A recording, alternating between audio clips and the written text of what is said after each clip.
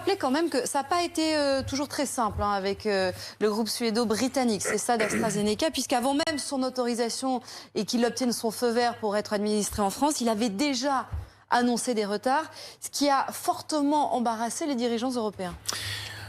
Il y avait ce phénomène de retard, il y avait les soupçons potentiels presque de contrebande allant vers la Grande-Bretagne à travers la frontière entre les deux Irlandes.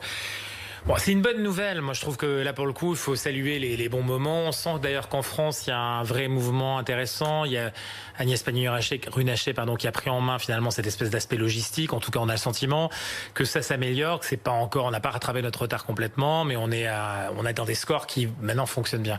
Donc l'enjeu, c'est d'avoir un panier élargi. Il y en a maintenant trois marques, 3 types de vaccins. En tout cas, 2 qui sont différents, avec des contextes de conservation qui sont pas les mêmes.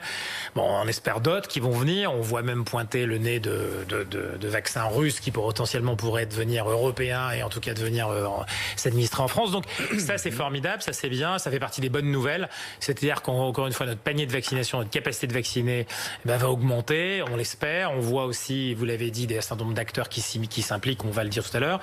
Donc voilà, c'est parfait. Il a des avantages et des inconvénients.